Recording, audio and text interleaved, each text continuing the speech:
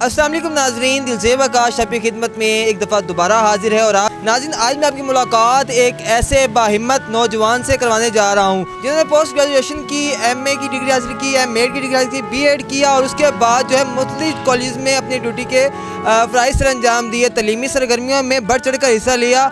उसके बाद आज मैं उनको आपको मिलवाने जा रहा हूँ जो इस वक्त जो है व्हील बैलेंसिंग का काम कर रहे हैं। इनकी कहानी, इन्हीं की ज़बानी जानते हैं कैसा इनका सफ़र रहा और एक पोस्ट ग्रेजुएशन की डिग्री करने के बाद, कॉलेज में पढ़ाने के बाद आज व्हील बैलेंसिंग का काम कर रहे हैं। मज़ीद देर नहीं करते हैं, जानते हैं इन्हीं की कहानी, इन्हीं की ज़बानी। अस्सलाम वालेकुम। वालेकुम सलाम। क्या नाम है आपका? मोहम्मद बिलाल।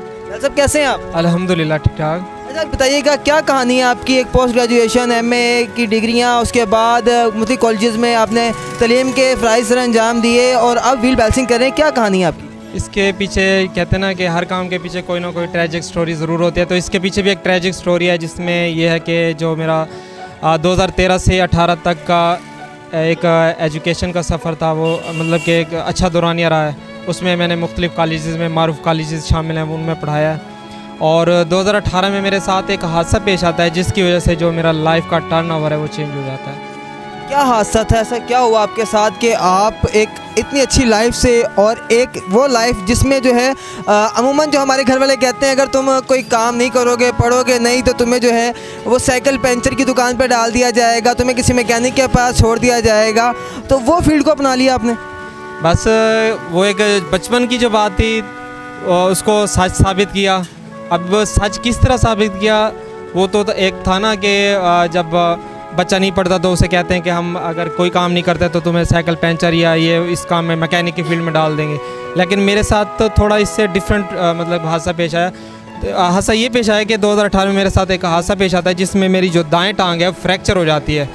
और इस फ्रैक्चर होने के बाद जब मैं रिकवर होता हूँ, दोबारा मैं एकेडमीज़ का रुख करता हूँ, कॉलेजेस का रुख करता हूँ। एकेडमीज़ ने तो एक्सेप्ट किया मुझे क्योंकि वहाँ पर बैठ के पढ़ा रहा था मैं, वहाँ पे कोई मसला नहीं था। लेकिन जब मैंने कॉलेजेस का रुख किया तो वहाँ पे खड़ा होकर नहीं पढ़ा सकता था, जिस वजह से मुझे वहाँ से मतलब कि पीछे हटना पड़ा क्योंकि वहाँ पे खड़े होकर पढ़ाना पड़ता है, ख़ास तौर पर कॉलेज लेवल पे। तो इस वजह से जब मैंने ये देखा कि मैं इस फील्ड के लिए अनफिट हूँ, तो फिर मैंने देखा कि कौन सी ऐसी फील्ड है जिसमें मतलब कि मैं काम कर सकता हूँ, कि जिसमें मुझे अर्निंग भी हो। और मुझे ये नहीं पता था कि ये फील्ड मैं अडॉप्ट कर लूँगा। थोड़ी बहुत स्किल्स इस लिहाज से मतलब मेरे पास थी, थोड़ी बहुत गाड़ी वगैरह अपनी रिपेयर करना, ये सारे मामला खुद देखता था। लेकिन मुझे ये नहीं पता था कि हत्ता कि व्हील बैलेंसिंग का फील्ड एक टफ़ फील्ड है और इसके मैकेनिक आपको चंद एक मिलेंगे। मैकेनिक जो मोटरसाइकिल मैकेनिक के जो कारीगर हैं आपको तकरीबन हर गली बाज़ार कूचे में मिल जाएंगे, लेकिन व्हील बैलेंसिंग के स्पेसिफिक जगहों पे आपको कारीगर मिलेंगे।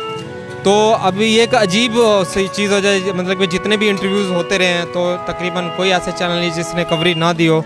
तो वहाँ पे यही सवाल होता रहा है कि आपने ये फ़ील्ड ही चूज़ क्यों की। ये फ़ील्ड इसलिए चूज़ की कि एक तो इसके कारीगर कम थे और इसमें कह सकते हैं कि कंपटीशन बहुत कम था, ज़्यादा कंपटीशन ही था। तो मैंने देखा कि हमेशा वही फील्ड चूज़ करना चाहिए जिसमें कंपटीशन कम हो। तो मैंने इस वजह से इसको फील्ड, और इसमें मतलब कि मैंने अपने आप को इस कदर सोसाइटी में मनवाया कि अल्हम्दुलिल्लाह का अच्छा रोज़गार कमा रहा हूँ। भी बताइएगा कि आपका इस काम में टीचर कौन है? टीचर का टीचर कौन है? बस काम में वैसे कहते हैं ना कि आपका टीचर मतलब कि फ़िज़िकली कोई टीचर होता है, लेकिन इसमें अल्हम्दुलिल्लाह जो मेरा टीचर का टीचर है वो यूट्यूब है। किस तरह ख्याल आया और वीडियो बनानी शुरू की और इसको देखा आपने? बस ये ख्याल ही, क्योंकि पाकिस्तान अभी भी आप सर्च करें तो व्हील बैलेंसिंग की यूट्यूब के ऊपर आपको कोई वीडियो इक्का दुक्का मिलेगी, अदरवाइज़ नहीं होगी। कोई ज़्यादा से ज़्यादा 2-3 मिल जाएंगी। पाकिस्तानी यूट्यूबर ऐसा कोई नहीं है जिसने इस पे काम किया हो। तकरीबन ये सारी फॉरेनर्स वीडियोस थी जिनको मैंने देखा, हत्ता कि उनके व्हील के हब भी डिफरेंट थे। लेकिन यह कहते हैं कि थोड़ा बहुत मैंने अपनी जो जहन का है उसका इस्तेमाल किया और इसको सीखा। और इसका सबसे पहला जो ट्रायल था वो मैंने अपनी गाड़ी पे ही किया था। और जब मैंने अपनी गाड़ी पे ट्रायल किया था, रात के 11 बजे मैंने स्टार्ट किया था, सुबह के 3 बज चुके थे, लेकिन मुझसे व्हील सीधा नहीं हुआ।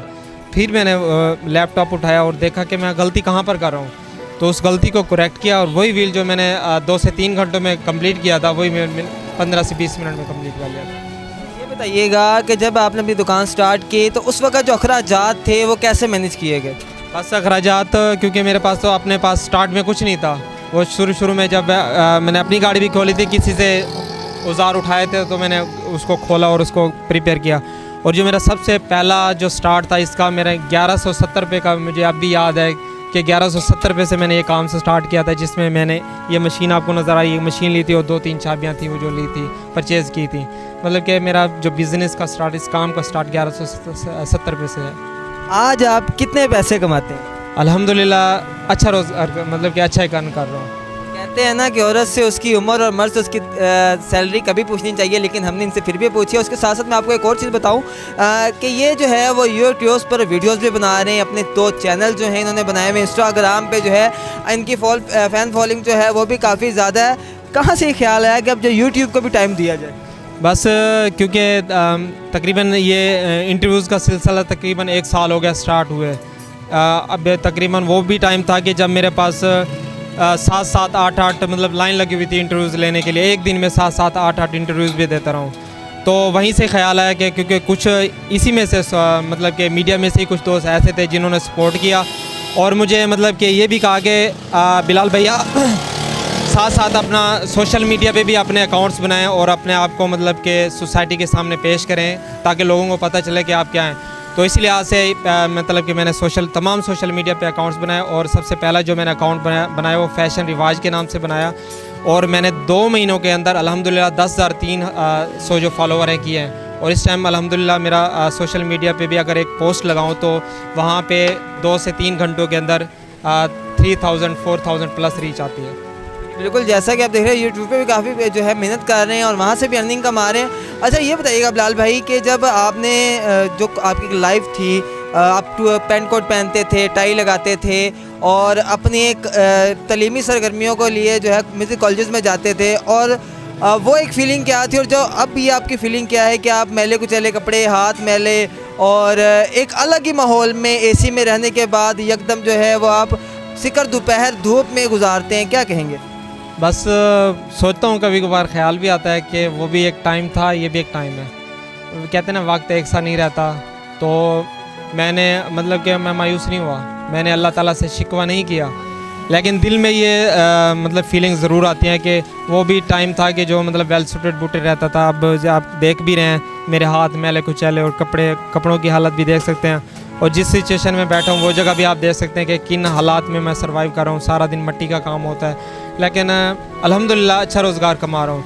और सबसे मेन बात यह है कि मैं अपने लिए और अपनी फैमिली के लिए हक हलाल की रोज़ी करके कमा रहा हूँ और मतलब उनको खिला रहा हूँ। अच्छा ये बताइएगा कि अब आपको कहीं से ऑफ़र्स आई हैं टीचिंग की? जी मतलब कि सरगोदा से लास्ट टाइम सरगोदा यूनिवर्सिटी से लास्ट टाइम 2-3 महीने गुजर गए हैं तकरीबन ऑफ़र आई थी, क्योंकि मैं यहाँ पे एक तो मैं ये काम कर रहा हूँ, साथ साथ यहाँ मैं अकेला फैमिली को छोड़ के नहीं जा सकता, जिस वजह से थोड़ा मैंने वो जो ऑफ़र थी रिफ्यूज़ की थी। उसके अलावा भी तकरीबन 14-15 कंट्रीज़ से जॉब ऑफ़र आई है और वहाँ पे भी मेरे लिए जाना जो है ना मतलब पॉसिबल नहीं है, क्योंकि फैमिली को अकेला छोड़ के वहाँ नहीं जा सकता। बताइएगा जो आपका 1 से 1.5 साल का जो पीरियड था आपके एक्सीडेंट के बाद जो है वो आपने घर में जो गुजारा, उस दौरान घर वालों के साथ आपके ताल्लुकात कैसे थे, कितना सपोर्ट किया और कैसे क्या सपोर्ट किया? बस ये है कि अल्हम्दुलिल्लाह सबसे जो मेन सपोर्ट है वो वालिदैन का, मिसेस का और ख़ास तौर पर वो दोस्त जो मेरे साथ उस टाइम मौजूद थे उनका बहुत मतलब सपोर्ट रही है और उन्हीं की सपोर्ट की वजह से अल्हम्दुलिल्लाह यहाँ पर मैं बैठा हूँ। ये बताइएगा कि अगर आपको कहीं से ऑफ़र आती है तो उस ऑफ़र को आप अपनाएंगे या रिजेक्ट कर देंगे? अगर एक अच्छी ऑफ़र आती है ख़ास तौर पर मुल्तान से तो उसको मतलब कि अवेल करने की कोशिश करूँगा, लेकिन साथ साथ इस काम को भी जारी रखूँगा। तो उस काम के साथ जब इस काम पे आएंगे तो फिर क्या तासुरात होंगे? लोग तो आपको कहेंगे यार आप वो काम कर रहे हैं तो इसको छोड़ दें, क्या आप इसको रखेंगे या फिर उस काम को रखेंगे? जी, क्योंकि वो अगर कॉलेज का भी होता है तो मॉर्निंग का होता है तो वो मॉर्निंग में टाइम दूंगा, सेकंड टाइम इस काम, क्योंकि ये वही काम है जिसने मुझे पूरी दुनिया में मतलब कि फेमस किया है। यही काम, क्योंकि जब सब कामों ने मतलब मेरा सब लोगों ने काम ने मेरा साथ छोड़ दिया था तो इसी काम ने मुझे सहारा दिया था। तो इस काम को मैं मतलब कि अगर मैं किसी पोस्ट पे भी चला गया ना तो फिर भी मैं इस काम को नहीं छोड़ूंगा। अच्छा, हमने कई मरतबा सुना है हमारी फैमिलीज़ में कि आप अच्छी पढ़ाई करें, अच्छा पढ़ें। बार बार यही कहा जाता है बेटा, जब भी आते हैं घर में मेहमान आते हैं, बेटा आपने कितना पढ़ा है, आपकी डिग्री कंप्लीट हो गई है कि नहीं हो गई है, आगे आपको जॉब्स नहीं मिलेंगी। तो उस हवाले से तो आपने पूरा रुख ही तब्दील कर दिया। बस वो कहते हैं ना कि सिस्टम में एक चेंज हो जाता है तो फैमिलीज़ में भी स्टार्ट में वो टाइम भी था जब वो कहते थे ना कि इतना पढ़ा लिखा हो के इतना मास्टर करके ये काम कर रहा है, तो उनके बच्चे जो थे प्राइवेट जॉब्स कर रहे थे। आज अल्हम्दुलिल्लाह मैं वो वाहिद मतलब कि ख़ास तौर पर अगर देखा जाए तो अब मुझे ही कहते हैं कि ये बंदा काम कर रहा है और हमारे बच्चे वेले पे हैं। क्या कहना चाहेंगे देखने वालों को, डिग्री ज़रूरी है, स्किल ज़रूरी है? मेरे नज़दीक जो है ना डिग्रीज़ भी अपने लिहाज से ज़रूरी है, क्योंकि तालीम जो है ना आपको शऊर देती है, और शऊर के साथ साथ आपका स्किल्स का होना भी ज़रूरी है। जब तक आप अगर डिग्री आपके पास है, स्किल नहीं है, तो फिर भी आप कामयाब नहीं है। अगर आपके पास स्किल्स भी साथ है तो सोने पे सुहागे वाली बात है। वैसे आपने बहुत अच्छी बात कर दी, अगर आप बाहर के ममालिक में जाएंगे तो मार नहीं खा सकते वैसे आप, ये बात है? जी अल्हम्दुलिल्लाह, ये ख़ास तौर पर मैं अल्लाह ताला अपने अल्लाह पाक का शुक्र अदा करता हूँ कि उसने मुझे इस काबिल बनाया कि साथ साथ डिग्रीज़ तो मेरे पास ही हैं, लेकिन साथ साथ उसने एक मुझे हुनर से नवाजा है। तो अल्हम्दुलिल्लाह मैं अच्छा रोज़गार कमा रहा हूँ। अंग्रेज़ है कहता है कि मैंने पेंशन लगवाना है, तो आप उस इंग्लिश में कैसे कहेंगे, कैसे उसे कहेंगे जी आप रुकें मैं आपको कहता हूँ, कैसे उसको कहेंगे ज़रा बताएं? बस वो उसी के लिहाज से, क्योंकि ये नहीं पता कि उसकी लैंग्वेज मतलब कि वो किस तरह मुझसे मतलब बात करता है, तो उसको वैसे उसके टोन में उसके वैसे मिसाल के तौर पर अगर वो मेरे पास आता है तो मैं ये कहूँगा I can do for your work. कितना प्यारा इनका अंदाज़ है। और अंग्रेज़ जो हैं वो मैं आपको बता दूं, पाकिस्तान में कहीं भी अंग्रेज़ आते हैं तो एक दफ़ा आप लाजमी इन सर के पास आइएगा, बिलाल सर के पास, क्योंकि मैं तो सर ही कहूँगा, क्योंकि पोस्ट ग्रेजुएशन की डिग्री, टीचर, उसके बाद प्रोफेसर के बाद अब ये ऐसा काम कर रहे हैं जो एक अनपढ़ बंदा करता है, लेकिन इन्हें इसको काम को भी जो है वो बहुत आगे तक लेके जा रहे हैं। यूट्यूब पर इसकी वीडियोज़ जो हैं वो अपलोड की जा रही हैं, अपने काम को दिखाया जा रहा है। डिग्री के साथ साथ स्किल होना लाजमी है। तो ये थे मुल्तान के होनहार बिलाल साहब, जिन्होंने जो है तालीम का रुख चेंज कर दिया है और एक अच्छी चीज़ आगे लेके चल रहे हैं। नाज़रीन, इस वीडियो के हवाले से आपकी क्या राय, कमेंट्स बॉक्स में कमेंट्स करके लाजमी बताइएगा। इसी के साथ अपने मेज़बान और बिलाल साहब को इजाज़त दीजिए। अल्लाह मेरा आपका हमें नाज़िर हो। खुदा हाफिज़।